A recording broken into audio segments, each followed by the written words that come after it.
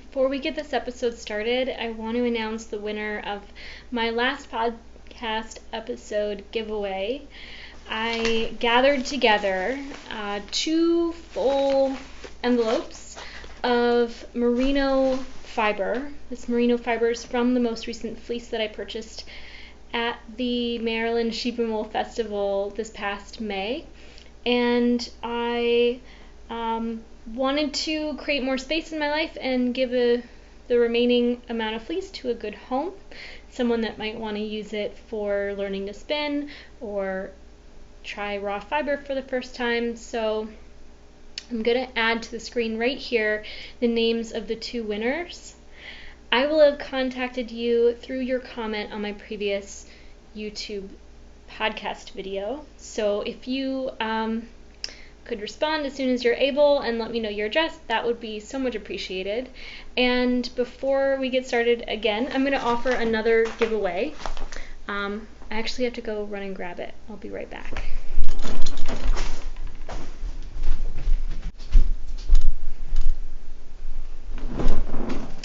So a few weeks ago, I got a package from Christy Glass through her YouTube channel. I've been a long time viewer of her channel, and she was giving away some yarn, and it was way more yarn than I need. So, sorry I'm out of breath. I just ran up and down the stairs. So, I have this yarn to give away to you, my podcast viewer, today.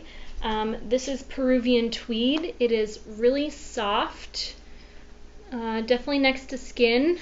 Maybe a tiny bit scratchy on the throat, but only because it's too soft. So that could be the wool I'm wearing right now. But it is grown in the Andes above 3,000 feet. It is a net weight of 8 ounces and approximately 600 yards.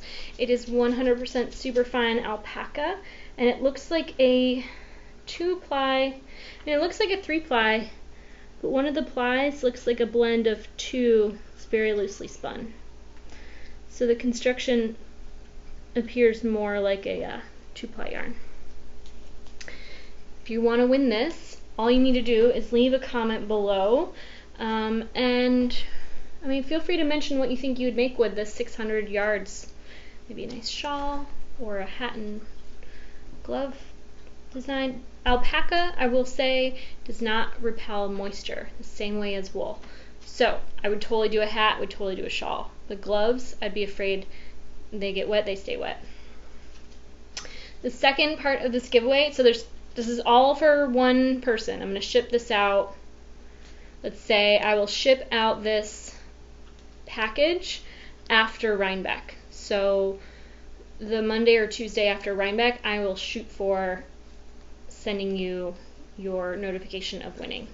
This is a skein of 50-50 merino cotton. Oh, I lied. It's 75 merino, 25% cotton. This is plucky yarn, and it's very soft. It feels woolly in a good way, but it feels cottony in a good way too. And the last is just this simple half skein of a complete mystery, but it's yellow, and if you want it, you can have it. Boom. Done.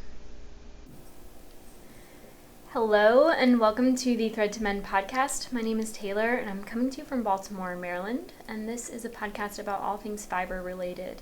In this episode, I'll mostly be talking about knitting, spinning, and natural dyeing. So if you are already a subscriber of my channel, you might have noticed it's been several weeks, maybe months, since I last posted an episode. I have a new role at my job, and it's been taking a lot of time to really get up to speed and learn all the new things. So that's why I haven't been around lately. I don't know that in the future weeks I'll have time to record another episode because I'm preparing to attend the Rhinebeck, New York State Sheep and Wool Festival, and that's going to take some vacation time out of my regular week. So this is my episode leading up to that, to get everything that's been going on over the last 2 months or so out of the way. So I have not much work to report, if that's what I do here with you. But I guess when I had been telling myself no sense in recording or, making time to record because you haven't really accomplished much lately. And then I started gathering all the things onto the dining room table to get prepared to record. And I'm like, wow, this is a lot of stuff. But it's, we'll get into it. So I think the one thing I knew I had to show you and had been sitting out for a while, which I'm happy to tuck away once I review this with you, is at the tail end of summer, I cleared out the garden and I harvested some plants that I had grown over the past year. When Brian and I went to Maine, not most recently, but the time before, I met the plant yarrow, and not yarrow, well, yarrow I had met before, but tansy. And I saw tansies for the first time in like real life, and I just thought those are so cool. So I grew a few in the garden. I feel that I never really understand a plant until I've grown it myself, just because I lose a sense of volume that it takes up in space when it's just through photographs or reading. And when you grow something and you learn how big it gets relative to other plants, it's just really interesting to me. But I harvested all my I harvested yarrow, but I don't think I dyed with it. In fact, I don't even remember what I dyed this with. I do know that I dyed this fiber with my tansies because they are a very bright yellow, not unlike the yellow you'll often see in my life. But the dye is it's like a more limey green yellow, and it has hair all over it. I'm sorry, but it was rather interesting. This is the first time I've dyed a machine prepared roving. I've always naturally dyed either already hand spun yarn, which I won't likely do again because that's taking a big risk,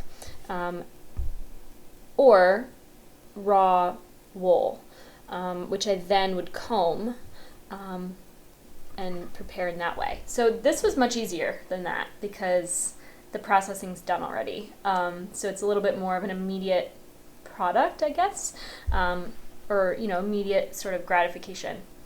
Just remembered I did also dye a little bit of raw wool in this dye bath, which I might grab and show you later. Or it could have been 2 different dye baths of tansy, because I think I harvested it a couple times this year. I pretty much harvested it and immediately started the dye bath. I didn't take the time to ever dry any of my plants that I dyed with from my garden. But this, if I can remember correctly, I dyed 2 things that day. This is dyed with stinging nettles. And I don't know that I used the same type of mordant someone else might use in natural dyeing to get a much greener color. It really didn't take super well, and I have no idea why, because natural dyeing is not something I'm uber passionate about, but something that brings more color into my wool preparation life. So because I had set out the intention of naturally dyeing at the start of spring, and the sort of desire waned over the course of summer, I just kind of did what was easiest and didn't try very hard or do a lot of research in executing this task, more intentionally, I should say. So I'm not unhappy with the results. I think, though, I might over dye these. I love that the base color is subtle and not white, because I don't wear a lot of white. When I look at speckle dye yarns, I often don't choose them because they're often white as a base tone, and I live too reckless as a lifestyle to wear white. But I think I might either do an acid dye over this or not. I really haven't decided. This fiber, I believe they are both braids that I bought from Wool, website. The O Wool website has not only yarn that is certified organic, but they also sell merino top. And that's where I bought that, and it's a really good price. I don't remember what I paid, but it was pretty cheap. It was cheap enough that I bought, I think, a pound. So I bought 16 ounces of merino top. 4 skeins, 4-ounce skeins. Anyway, this is merino fiber that I think is distributed through, or I think it's merino, through Paradise Fibers, and I got this in a fiber swap. And this naturally dyed braid is much smaller and a little more ragged than the other. Like I said, I'm not sure of what this is. I believe that's where it's distributed, but I don't think this is a fair representation of that company or brand because I don't even know. But I dyed this with lichen, and just as I said before, I don't think I put enough time into research and planned execution with this task because I don't think I followed the directions correctly on preparing a lichen extract using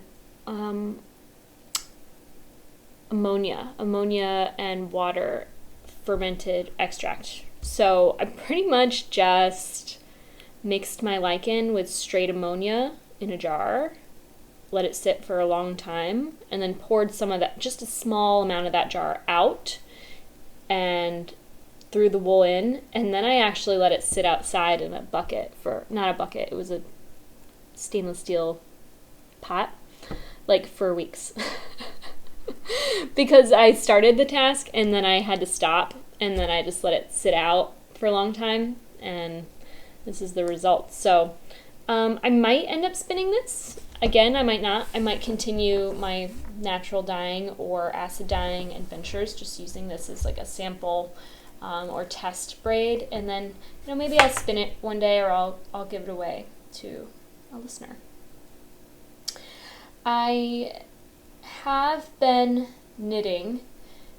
I knit about, let me see, do I have it out here?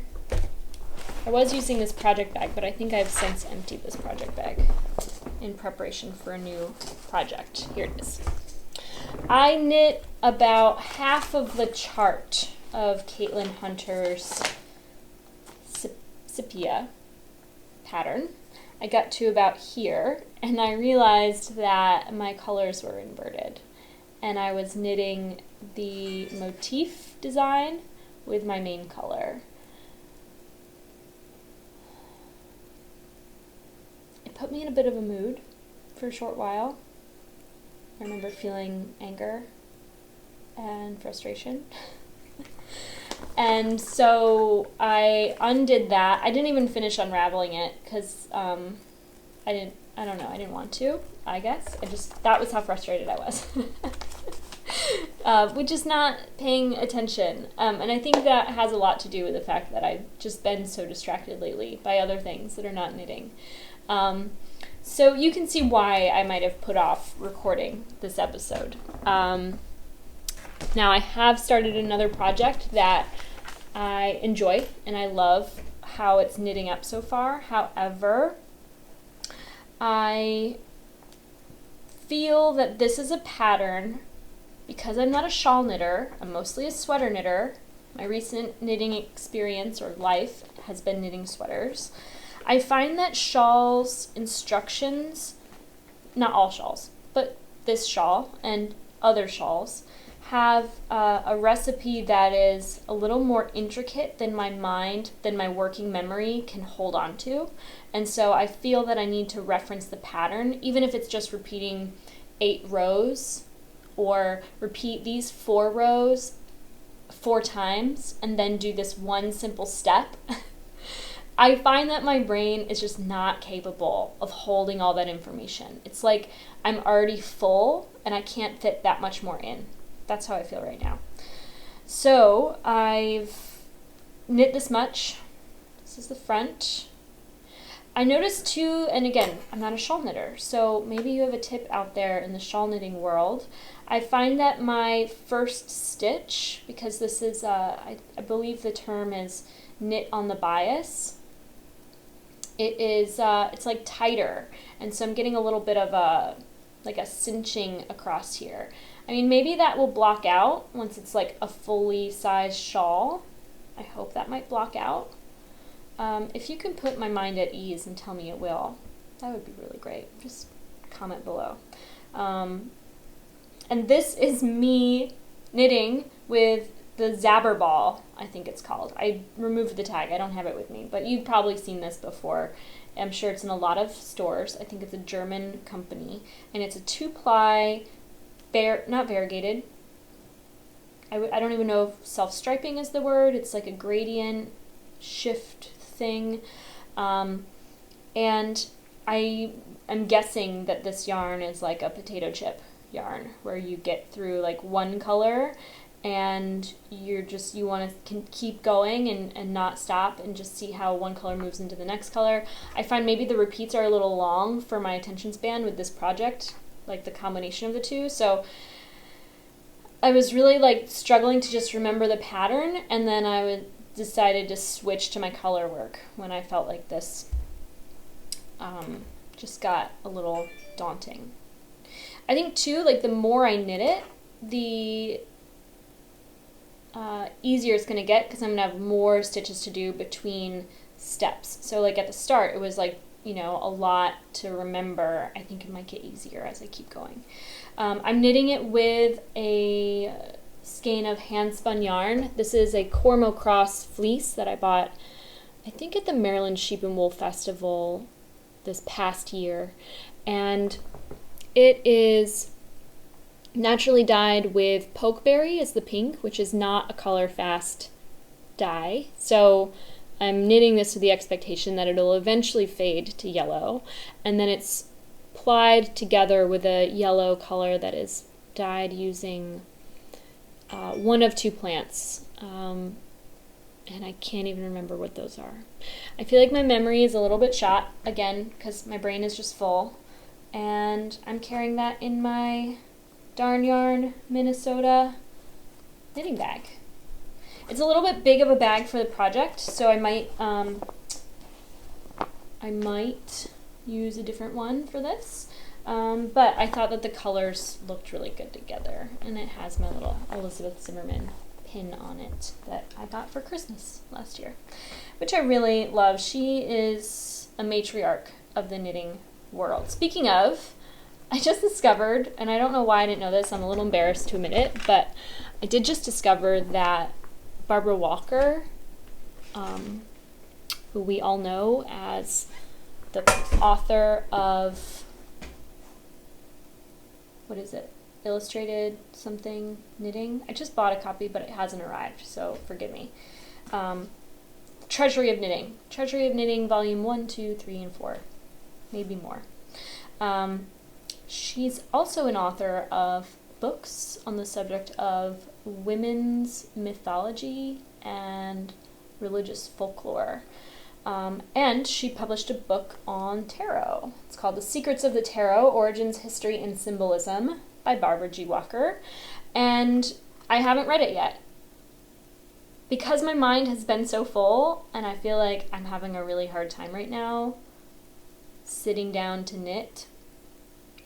Instead, I've been spending more of my time than usual buying things related to knitting to like quickly satiate the desire for more. And I hope it's a phase that will go away soon, because I understand how it's easy to fall into that pattern and get in trouble with it. So I let myself buy this book used, as I generally do, and I also bought a copy of Barbara Walker's tarot deck. I'm not a collector of tarot decks. I have one deck. I like having one deck. But when I saw that Barbara Walker had her own tarot deck, I was like, how can I not buy this thing I don't need? Because it's Barbara Walker and it's a tarot deck. And my two things have come together. So let's see. Oh, there's a couple cards that are not cards that I get a little mixed up. There's a little card about Barbara Walker. I've shuffled this, so I'm not going to go through the whole deck with you, but I'll just look through it really quick and show you some cute things, like the Prince of Pentacles. Not every minor arcana deck has the Prince. I think the Prince is another way of saying the page. But all of the images are super witchy and sexualized in a very non-threatening way, I would say. It's just a lot of cool images. This is sweet. Queen of Pentacles.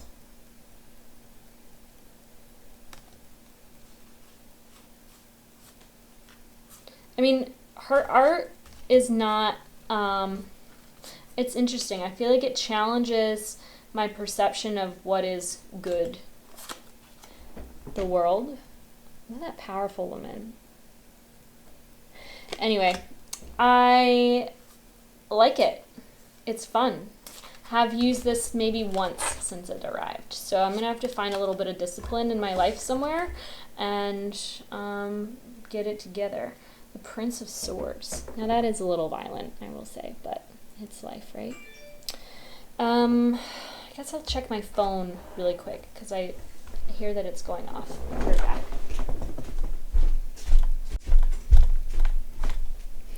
Okay, those are all good things. I was in an Instagram chat with someone, and they're getting back to me.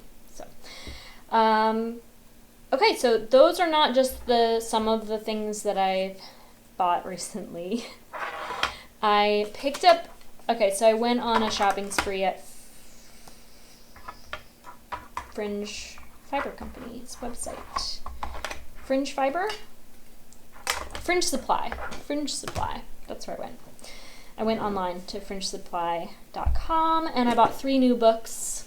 The first is, what is this?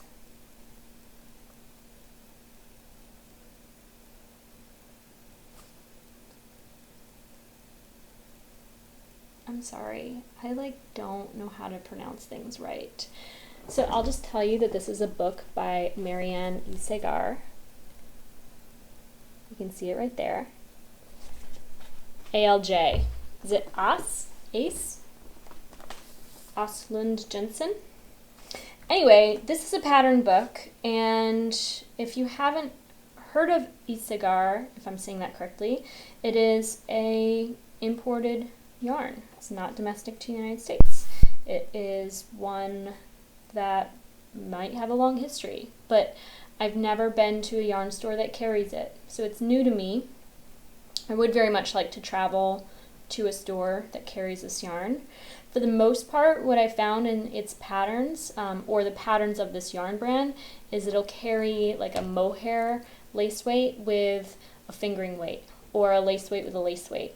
And so you're getting a very muted fabric that's very fine gauge, but also mildly textural. It's not like a lot of, I mean, it's a very kind of, it's a certain aesthetic that I see is consistent in the designs, and it's one I appreciate. I follow a few Instagram people like Petite Knit. She has a lot of sweaters of that vein where you're holding 2 together, or it just has this little, like if you're using mohair or you're using alpaca, it's gonna have more of a halo, and it's just lovely. So this pattern's one that's caught my eye on Ravelry. It's called the Goose Eye, and I was trying to buy it online, and I was really confused because I couldn't figure out if it was like English or not on the website. So I bought the book, and I will knit this pattern one day. And the same book has another pattern that I also wanted to knit, and it's this style of color work that I think is referred to as like chicken something. It's just, I can't wait to finally read this book. Because every knitting book of this size and sort of structure, I feel always has within it like gems of knowledge. So I will eventually, I think probably at the same time I sit down to knit the sweater, read this from cover to cover in the little bits between patterns. Have not yet. But I'd recommend it. It's really great. I love those patterns. This other two books are a Mimono.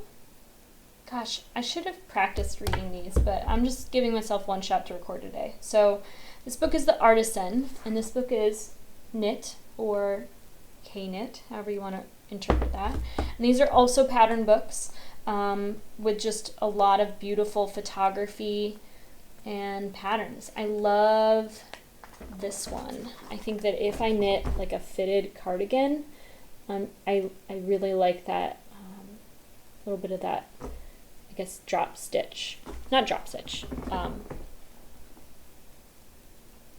stitch design at the shoulders. And these are all a little bit more structured knitting garments than what I normally am drawn to. But there's this cute coat right here. I like that. I don't do a lot of chunky knits, but I might consider it. And then I really like this pullover. It's very textural. So I'm glad I picked that up. I don't normally treat myself to publications. Like, I would really like to start investing in Pom Pom Mag, or what's the other one? Lane Magazine. But I'm an all or nothing person. And I guess I hold myself back from buying one because I can't buy all of them. I don't know what's wrong with me. It's just, I don't know. I also feel like magazines sometimes come with advertisements and things I just don't want. So like I choose nothing over some of the stuff. I don't know. So this book so far has a lot of patterns that are also it'll be two yarns held together. I don't know that I'm in love with these designs as much as the other two. This is a really nice, simple, basic cardigan pattern. I haven't read the construction on it, but I would consider knitting that. I feel that I don't choose to knit cardigans yet because I'm a little afraid of steeking, although I think I could accomplish it. And I don't like the idea of knitting back and forth. So I just haven't yet knit a cardigan, but that's got to happen at some point. It looks like, and then another thing, like this pattern's super basic. It's just a drop shoulder construction, but you'll see in the swatch, it looks like you can see that there's short row shaping to the swatch. And so you can kind of see what techniques I think the designer is planning to use and what it'll knit up like. And there's a hat, simple cable hat. I'm not a scarf wearer. I do like shawls, but this is a book of sweaters mostly. It's interesting. I don't know if I often see books or publications that have sweaters and shawls. It's usually sweaters and scarves, but that'd be nice to see a shawl pattern in there. Cool. So, yes, let's keep going. I have intentions of knitting more things, but I feel that I don't have the mental capacity right now to cast on a project. And I say that just because I tried, I think 3 times yesterday to cast on a hat that is 2-color, I forget the name of the cast on, but it's just a new way of casting on a project I've never done. And as you know, I'm sure casting on a project is sort of the hardest part. Once you get going, it's easy peasy, but casting on takes like a little bit of patience, and I would probably say a lot of patience and a single point of focus and sort of a withdrawal of your other senses. And I don't know that I have the capacity right now. I should just say that I simply don't. And hopefully I'll get it together. But I have picked out and played with a lot of yarn and matched colors to projects, which is also sometimes hard. So I've been succeeding at that. And it's funny though, because I don't know that I'm even planning to knit this project. But I was on Instagram one night and I saw that Stephen West, is doing another mystery knit along, as I believe he often does come October. He's such a, uber knitting celebrity that I'm sure right around now when, Rhinebeck's coming up, it's a great time to do a task like that and get people excited about something, or, buying yarn for something, or casting it on and meeting him and sharing that experience. However, I have never done a mystery knit along, and I don't know that I have the personality that would enjoy it. Because I want to know that the colors I'm choosing are exactly the right colors for the part of the design. So I think I'm going to wait to see what this knit along looks like. And I might jump in and I might not. And if I don't, maybe I'll knit something with these yarns anyway. And I lost one, I think it fell over there, so I'm not going to grab it, but I have 2 of these. And this is the Kashgora handspun yarn. This is distributed by Port Fiber. This is the fingering weight, and I have about 650 yards. So even though it's a fingering weight, I think because it's hand spun and there's a little variation, although the weight is 100 grams each, the yardage is a little short. So it's kind of a heavy fingering weight according to my standards, at least holding it up to these, machine prepped mass production. Nothing bad with that. I love it. It's just different. It's a different construction. These are like 375 yards for 100 grams. So I'm about, 80 or 90 grams short, even with 2. And I have my hand spun. And my hand spun, I don't know what I was trying to spin. I'm always trying to spin fingering weight, so I'll say that by default. I don't know that I have even 283 grams in my skein. I might. I can measure it, but I have a tendency of measuring right away as soon as it's done, and then not writing it down. So, and I used to record my hand spun yarns in my Ravelry account, although I haven't been doing that lately. Maybe I'll play catch up. So, I originally bought this, and then I came home and bought this, and I said, Taylor, you bought the two same skeins that are just in a different mood. And I got this skein, which is a Republic, what's that yarn dyer, that indie dyer? Republic of Wool. This is a Republic of Wool skein, and she has all those tiny speckles. Do you see that? I love the tiny speckles. So I thought these made kind of a gradient in an effect. And then I have my green handspun. You'll see that my handspun has a area that's like gray, and that's just because that's the leftover of another spin that I applied together with this. And so that I might not work into this project. It's just part of the skein right now because I haven't wound it up.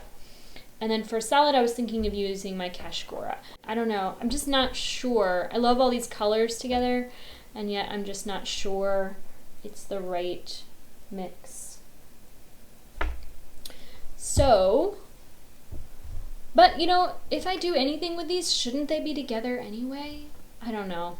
And there's another knitting project I have planned. I'm going to knit a tank top. There's this new tank top pattern that I found on Instagram, and it is so stinking cute, and I think that it'll be really nice in a warm and squishy handspun layer to put underneath sweaters as like a top, or I could wear it in the summer in place of a sweater or a shawl because it's lightweight, it's open kind of shoulder thing.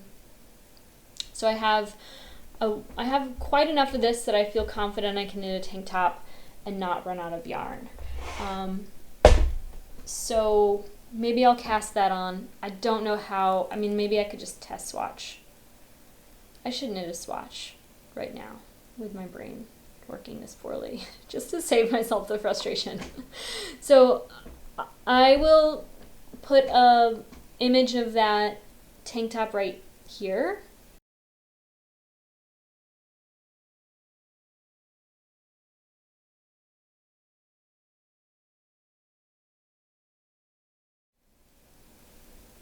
Let's wrap this up. So I most recently started combing fiber again. I haven't combed fiber in quite a while because I've just been a little too tired. And I combed my bits of my gray Cormo cross fleece, and I started spinning on this bobbin. And if you can't tell, it's really fine.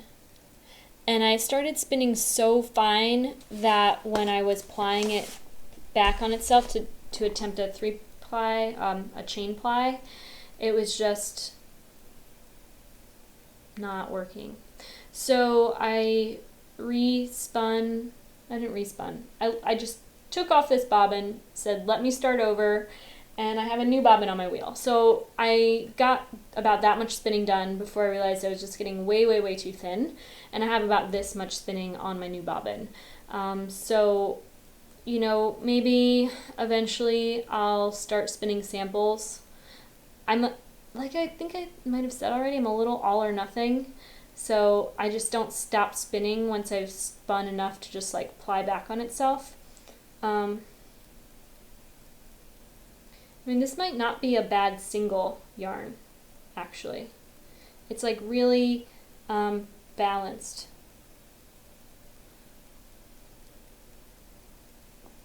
So that would actually be kind of fun, maybe. Yeah, I don't know. Tell me what you would do with this.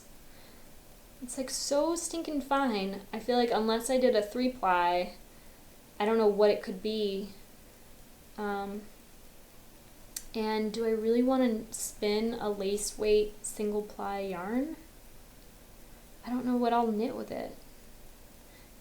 Tell me what you think. Do you already spin lace weight single ply yarn, or do you spin like 3 bobbins of lace weight and ply it together, and what do you get?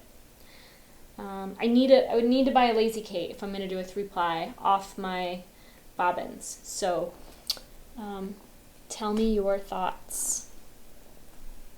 I am currently knitting my husband's sweater for Rhinebeck.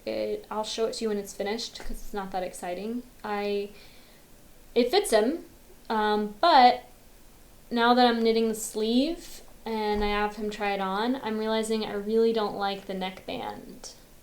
So I think that I'm going to pick up the stitches around the neckband and just cut out the, what cast off did I do? It was the one that you stitched to make it look invisible. Anyway, I think I'm going to pick up the stitches and re-knit the collar and then double up the collar so that it's knit and then folded onto itself and then stitched along the inside, like a double, I don't know what you call it, double collar. So I'm going to do the sleeves first, hopefully finish it before Rhinebeck. If I have a couple days before Rhinebeck to re-knit the collar, I'll re-knit the collar before Rhinebeck. But this year, I guess my Rhinebeck sweater's for my husband. It's a black fingering weight sweater, and I'll probably wear my recently finished Ola yoke fingering weight sweater that I think I finished that maybe just a few months ago. It was definitely before, it was like right before it got hot outside, so haven't worn it yet. So it'll be my debut out into the world. If you are going to Rhinebeck, New York to visit the New York State Sheep and Wool Festival, I hope to meet you. Don't hesitate to tap me on the shoulder and say hello. And with that, I will see you next time.